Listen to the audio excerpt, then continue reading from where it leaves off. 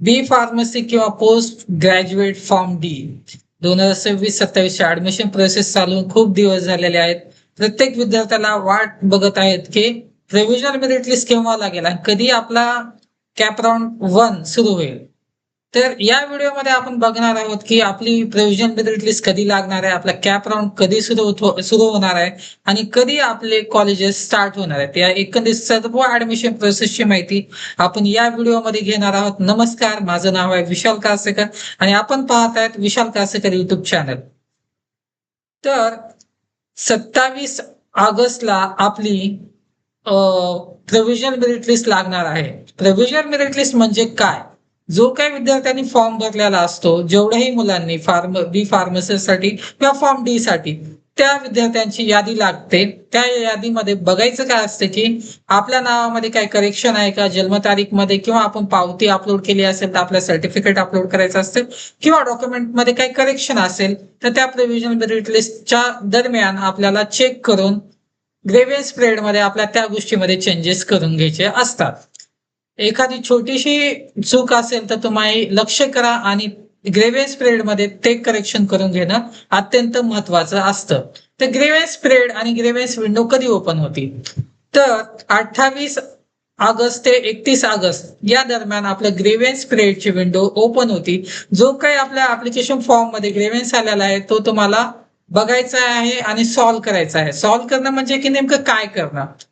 तुम्हाला सीईटी सेलच्या वेबसाईटमध्ये ग्रेव्हियन्स ऑप्शन असतो. त्या ग्रेव्हियन्स ऑप्शन वरती तुम्हाला जो काही ग्रेव्हियन्स आहे त्या रिलेटेड डॉक्युमेंट अपलोड करायचे असतात आणि तो ग्रेव्हियन्स सॉल्व्ह करायचा असतो. ग्रेव्हियन्स सॉल्व्ह म्हणजे अपलोड एकदा जमा म्हणजे सबमिट केलात तर याचा अर्थ नाहीये की निश्चिंत राहायचं.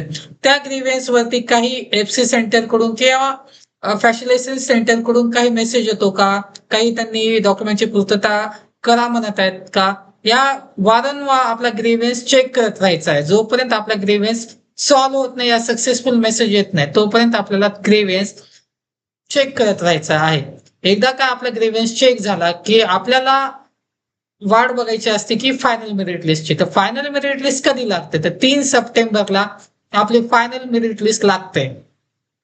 मध्ये एकदा लागली आणि आपला रँक आला की खऱ्या अर्थानं आपले बी फार्मसी फॉर्म डी ची ऍडमिशन प्रोसेस तेव्हा चालू होते. तर आपला कॅप राऊंड 1 च्या अगोदर सीट मॅट्रिक्स येते. सीट मॅट्रिक्स मध्ये केअरफुली सीट मॅट्रिक्स प्रत्येक कॉलेजचं आपल्याला फॉलो करायचं आहे, वाचायचं आहे. कॅटेगरी अनुसार कुठल्या कॅटेगरीला किती, कोणत्या कॉलेजमध्ये किती सीट आहेत ते व्यवस्थित अभ्यास करूनच नंतरच आपल्याला चॉईस फिलिंग करायची असते. जर तुम्हाला सीट मॅट्रिक्स बद्दल किंवा तुमचं जो फायनल मेरिट लिस्ट नंबर येतो त्या निगडीत आमच्याकडून तुम्हाला व्यवस्थितपणे जो काही तुमचा फायनल मेरिट लिस्ट नंबर, जो काही तुमचा कॅटेगरी रँक, जो काही तुमचा home university other than home university rank असेल त्या निगडीत तुम्हाला आमच्याकडून प्रत्येक मुलाच्या रँकचा विचार करून कॉलेजेसची लिस्ट दिली जाते. जर अशी तुम्हाला लिस्ट हवी असेल किंवा ऍडमिशन प्रोसेस आमच्याकडून करून घ्यायची असेल तर डिस्क्रिप्शन मध्ये नंबर दिलेले आहेत. तुम्ही नंबरवरती संपर्क साधून आमच्याकडून कॉलेजची लिस्ट या चॉईस फिलिंग करून घेऊ शकता. तर 4 सप्टेंबरला आपली सीट मॅट्रिक्स आल्यानंतर लागलीच 5 सप्टेंबर टू 7 सप्टेंबर मध्ये आपला पहिला ऑप्शन फॉर्म चालू होतो. हा आपला सगळ्यात महत्वाचा टप्पा आहे. एकंदरीत तो विद्यार्थ्यांना व्यवस्थित आपल्या रँक अनुसार कॉलेजेसची निवड करायची आहे. त्याचा सिक्वेन्स व्यवस्थित सीट मॅट्रिक्सचा विचार करून व्यवस्थित फॉर्म भरायचा आहे. लक्षात घ्या, पहिल्या राऊंड मध्ये सगळ्या कॉलेजच्या सीट म्हणजे इनटेक मोकळा असतो, म्हणजे खुला असतो. एखाद्या कॉलेजमध्ये 60 सीट आहेत तर त्या 60 सीट आपल्यासाठी हाय लेवल असतात कॅटेगरीचा विचार करून. तर एकंदरीत विद्यार्थ्यांनी कुठूनही फॉर्म भरा पण योग्य गायडन्स घेऊनच आपण आपला ऑप्शन फॉर्म भरायचा आहे. कारण की पहिल्या राऊंड मध्येच आपल्याला चांगल्यातलं चांगलं कॉलेज मिळण्याची खूप चांगली शक्यता असते त्यामध्ये. त्यामुळे विद्यार्थ्यांनी कुठूनही फॉर्म भरा पण योग्य गायडन्स घेऊनच फॉर्म भरायचा आहे त्यामध्ये. तर आपल्याला जे अलॉटमेंट आहे ते पहिल्या राऊंडची 10 सप्टेंबरला आपल्याला लागणार आहे. 10 सप्टेंबरला आपल्या पहिल्या राऊंडची अलॉटमेंट लागल्यानंतर विद्यार्थ्यांना सगळ्यात महत्वाचं म्हणजे काय की दोन ऑप्शन समोर असतात, एक असतं बेटरमेंट, एक असतं फ्रीज.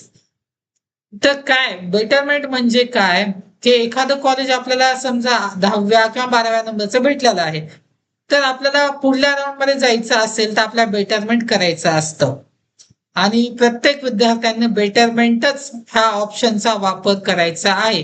हा यदा कदाचित विद्यार्थ्याला पहिल्या राऊंड मध्ये पहिलंच ऑप्शन लागलेला असेल तर त्या विद्यार्थ्याचं ऑटो फ्रीज होतं, त्या विद्यार्थ्याला ऍडमिशन घेण्याशिवाय दुसरा कुठलाच पर्याय उपलब्ध नसतो. पण ज्या विद्यार्थ्याला जे विद्यार्थी ऑटो फ्रीज झालेले नसतात त्यांनी बेटरमेंट हा ऑप्शन निवड करायची आहे. बेटरमेंटची एकंदरीत 1000 रुपये फीस असते, ते तुम्हाला पे करायचे असते. त्यानंतर आपले सीट बेटरमेंटच्या दिशेने आपल्याला जायचं असतं त्यामध्ये. तर एकंदरीत कॅप राऊंड 1च्या नंतर असे दोन पर्याय आपल्याकडे सीट ऍक्सेप्टन्सचे अवेलेबल असतात, फ्रीज आणि बेटरमेंट. समजा एखाद्या विद्यार्थ्याला ऑप्शन आवडलंच नाही तर त्यांना ऑप्शन वरती काही करण्याची गरज नाही, बेटरमेंट किंवा काही करण्याची आवश्यकता नाही. त्यांनी पुढल्या राऊंडला नव्याने चॉईस फिलिंग करू शकतात आणि नव्याने त्यांनी पुढल्या राऊंड मध्ये त्यांचा ऑप्शन फॉर्म भरू शकतात. तर ज्यांनी बेटरमेंट केलेला आहे, बेटरमेंट करायचं आहे किंवा ज्याला ऍडमिशन रिपोर्टिंग करायचे आहे त्यांना 11 सप्टेंबर ते 15 सप्टेंबर हा कालावधी दिलेला आहे, ज्यामध्ये विद्यार्थ्यांना जर फ्रीज करायचं असेल किंवा ऑटो फ्रीज झालेला आहे त्यांनी या कालावधीमध्ये कॉलेजला जाऊन डॉक्युमेंट व्हेरीफाय करून घ्यायचे आहेत आणि जे काय आपली रिपोर्टिंग फीस आहे ते जमा करायचे आहे. किंवा ज्यांना बेटरमेंट करायचं आहे त्यांनी याच कालावधीमध्ये जाऊन 11 ते 15 सप्टेंबर ज्यांना लक्षात घ्या, ज्यांना बेटरमेंट करायचंय त्यांना कसल्याही कॉलेजवरती जायची आवश्यकता नाहीये, त्यांनी ऑनलाईन बेटरमेंट करू शकतात. पण ज्यांनी ऑटो फ्रीज झालेले आहेत त्या विद्यार्थ्यांना कंपल्सरी कॉलेजवरती जाऊन रिपोर्टिंग करायचे आहे. हा एकंदरीत विद्यार्थ्याला कॉलेज चुकून पहिलाच ऑप्शनला नंबर लागला असेल पण त्यांना स्पॉटला जायचं असेल त्या विद्यार्थ्यांना जाण्याची आवश्यकता नाही. पण ज्यांना मनासारखं कॉलेज भेटलं त्यांना ऍडमिशन रिपोर्टिंग करणं बंधनकारक आहे. तर आपल्या ऍडमिशन प्रोसेसचा सेकंड जो टप्पा आहे तो आहे कॅप राऊंड सेकंड. 16 सप्टेंबरला नवीन सीट इंटेक येतो, सीट मॅट्रिक्स येतो, कुठल्या कॉलेजमध्ये किती सीट राहिल्यात, कोणत्या कॅटेगरीसाठी किती सीट अवेलेबल आहेत याचा आपल्याला 16 तारखेला सीट मॅट्रिक्स येऊन जातं. त्याचा अभ्यास करूनच आपल्याला नव्यानं कट ऑफ पहिल्या राऊंडला किती कट ऑफ हाय गेलेला आहे का लो गेलेला आहे, कोणत्या कॉलेजमध्ये किती सीट वॅकंट आहेत, या सगळ्या गोष्टीचा विचार करून आम्ही ऑप्शन फॉर्म भरतात विद्यार्थ्याचा. पण तसंच इतर विद्यार्थ्यांनी पण तसंच सीट इंटेकचा विचार करून कट ऑफचा विचार करूनच सेकंड राऊंडला चॉईस फिलिंग करायची आहे. लक्षात घ्या, सेकंड राऊंड आपला 17 ते 19 सप्टेंबर मध्ये सुरू होणार आहे आणि त्याची अलॉटमेंट आपल्याला 22 सप्टेंबरला लागणार आहे. पण 22 सप्टेंबरला जेव्हा अलॉटमेंट लागणार आहे लक्षात घ्या त्यामध्ये पहिले 3 जे ऑप्शन आहेत ते ऑटो फ्रीज होणार आहेत. त्यामुळे ऑप्शन फॉर्म मध्ये जे आपले पहिले 3 ऑप्शन आहेत ते जे आपल्याला भेटणारच नाहीत असेच ठेवायचे आहेत, जेणेकरून आपला जो फॉर्म आहे तो ऑटो फ्रीज होणार नाहीये. त्यामुळे विद्यार्थ्यांनी सेकंड राऊंड केअरफुली भरायचा आहे.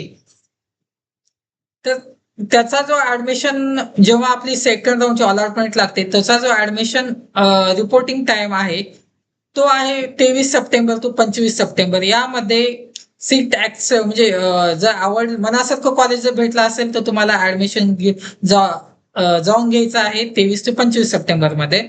आणि ज्यांचं ऑटो फ्रीज झालेले पहिले 3 ऑप्शन लागलेले आहेत त्यांनाही जाऊन ऍडमिशन घ्यायचं आहे 23 ते 25 सप्टेंबर मध्ये. तर आता आपल्या काउन्सिलिंगचा किंवा आपल्या ऍडमिशन प्रोसेस मधला तिसरा टप्पा चालू होतो, ज्यामध्ये की 26 तारखेला आपल्याला नवीन सीट इंटेक येतो. नवीन कट ऑफचा विचार करून आपल्याला 27 ते 29 सप्टेंबर मध्ये आपल्याला चॉईस फिलिंग करायची आहे. पण चॉईस फिलिंग करण्याच्या अगोदर लक्षात घ्या, राऊंड थर्डला जर तुम्हाला म्हणजे राऊंड थर्ड हे जे आहे पहिल्या 6 मध्ये आपलं लॉक होतो. त्यामुळे पहिले 6 जे ऑप्शन आहेत ते आपल्याला 100% घ्यायचेच आहेत. असेच ऑप्शन आपल्याला आपल्या ऑप्शन फॉर्म मध्ये ठेवायचे आहेत, कारण की पहिल्या 6 मध्येच आपला ऑप्शन फॉर्म लॉक होणार आहे. त्यामुळे ज्या कॉलेजला आपल्याला डोळे झाकून ऍडमिशन घ्यायचं आहे तेच ऑप्शन आपल्या ऑप्शन फॉर्म मध्ये ठेवायचे आहेत मुलांनी. तर आपला एकंदरीत जो ऑप्शन फॉर्म आहे थर्ड, तो 27 सप्टेंबर टू 29 सप्टेंबर मध्ये आहे आणि त्याची अलॉटमेंट जे आहे 1 ऑक्टोबरला लागणार आहे. आणि सेम 6 मध्ये जर नंबर लागला पहिल्या 6 मध्ये, तर तुम्हाला 100% ऍडमिशन घ्यायला जायचंच आहे. आणि ज्यांचा नंबर लागला नाही त्यांना पुढल्या राऊंडला जाता येतं. लक्षात घ्या, पहिल्या 6 मध्ये राऊंड थर्ड मध्ये पहिल्या 6 मध्ये जर तुमचा नंबर लागला, तुमचं ऍडमिशन ऑटो फ्रीज होणार आहे आणि तुम्हाला ऍडमिशन घेण्यासाठी जावं लागणार आहे कॉलेजला. तर राऊंड फोर मध्ये हा आहे आपला शेवटचा राऊंड. यामध्ये तुम्हाला जे कॉलेज, परत मी म्हणत आहे की डोळे झाकून घ्यायचंच आहे, ज्या कॉलेजला नंबर लागला की तुम्हाला आनंदाने तुम्ही ऍडमिशन घेणार आहे तेच ऑप्शन राऊंड 4 मध्ये ठेवायचे आहात. नाही तर एकंदरीत तुम्हाला अनवॉन्टेड ऑप्शन ठेवण्याची काही गरज नाहीये. तर आपलं चौथ्या राऊंडची वॅकन्सी 6 ऑक्टोबरला लागणार आहे आणि चॉईस फिलिंग 7 ते 9 ऑक्टोबर मध्ये होणार आहे आणि त्याचे जे सीट अलॉटमेंट आहे ते 11 ऑक्टोबरला होणार आहे. आणि त्यासोबतच आपल्याला ऍडमिशन म्हणजे आतापर्यंत जेवढ्याही विद्यार्थ्यांनी बेटरमेंट केलेला आहे त्या विद्यार्थ्यांना प्लस चौथ्या राऊंड मध्ये ज्यांना नव्यानं कॉलेज भेटलेलं आहे, आतापर्यंत तिन्ही राऊंड मध्ये कॉलेज भेटलं नाही पण चौथ्या राऊंड मध्ये भेटलाय, त्या सर्व विद्यार्थ्यांना 12 ते 14 या कालावधीमध्ये म्हणजे 12 ऑक्टोबर ते 14 ऑक्टोबर मध्ये कॉलेजला ऍडमिशन घ्यायला जायचं आहे. हे तुमचे ऍडमिशन जर्नी मधील फायनल ऑपॉर्च्युनिटी असू शकते. पण ज्यांना स्पॉटला जायचे डिपेंड अपॉन वॅकन्सी वरती असतं, त्या विद्यार्थ्यांसाठी स्पॉटला जाऊ शकतात किंवा इन्स्टिट्यूट लेवलला पण जाऊ शकतात त्यामध्ये. तर एकंदरीत हे आपला 4ही राऊंडचे टप्पे झालेले आहेत. तर आपण बघणार आहात की यानंतर इन्स्टिट्यूट लेवल ऍडमिशन. तर इन्स्टिट्यूट लेवल ऍडमिशन म्हणजे काय? कॅप राऊंड व्यतिरिक्त इन्स्टिट्यूट लेवल ऍडमिशन साठी ऑप्शन फॉर्म सबमिशनची प्रक्रिया असते. कॅप राऊंड नंतर वॅकंट सीट वरती उपलब्ध असलेल्या कॉलेजेस निवडून पुढील ऍडमिशन प्रक्रिया प्रोसेस आपली केली जाते. त्याबद्दल आम्ही सविस्तर त्यावेळेस एक वेगळा व्हिडिओ बनवू आणि त्याबद्दल तुम्हाला अपडेट देत जाऊ. आमचे पेड काउन्सिलिंगचे ग्रुप आहेत किंवा जनरली ग्रुप आहेत, व्हॉट्सअपला हाय पाठवा, तुम्हाला आम्ही आमच्या जनरल अपडेट ग्रुप मध्ये ऍड करू. तर इन्स्टिट्यूट लेवल आणि इन्स्टिट्यूट कोटा असे दोन प्रकार म्हणजे काय? तर 15 ते 21 October institute level admission process या दरम्यान होईल. कॉलेज वॅकंट सीट डिस्प्ले करते त्यांच्या वेबसाईट वरती. तर त्यासाठी आपल्याला ऍप्लिकेशन करावं लागतो त्या कॉलेजच्या वेबसाईट वरती. नंतर त्यांनी त्यांची यादी लावतात त्यांच्या वेबसाईट वरती. त्यानुसार जे काही गव्हर्नमेंटचे रूल रेग्युलेशन आहेत त्याप्रमाणे तुमचं ऍडमिशन प्रोसेस होती. तर यानंतर जो पुढला पार्ट येतो 30 सेकंदाचा आपण रिकॅप घेऊयात.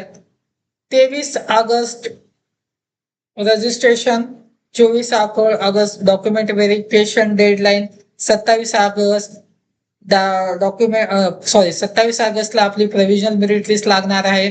28 ते 31 ऑगस्ट मध्ये ग्रेव्हियन्स पिरियड आहे आपला. 3 सप्टेंबरला आपल्याला फायनल मेरिट लिस्ट लागून जाईल.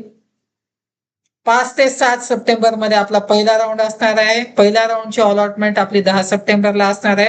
सेकंड राऊंड आपला 17 ते 19 सप्टेंबरच्या दरम्यान असणार आहे आणि त्याची अलॉटमेंट आपल्याला 22 सप्टेंबर मध्ये भेटून जाणार आहे. नंतर थर्ड राऊंड हा आपला 27 ते 29 सप्टेंबर मध्ये असणार आहे आणि त्याची अलॉटमेंट आपल्याला 1 ऑक्टोबरला दिसून येणार आहे. आणि चौथा जो राऊंड आहे 7 ते 9 ऑक्टोबर मध्ये असणार आहे आणि त्याची जी अलॉटमेंट आहे ते आपली 11 ऑक्टोबरला असणार आहे. 15 ते 21 ऑक्टोबर मध्ये आपला इन्स्टिट्यूट लेवल ऍडमिशन असणार आहे. तर एकंदरीत आपली या वर्षीची सर्व ऍडमिशन प्रोसेस 21 ऑक्टोबरला संपणार आहे.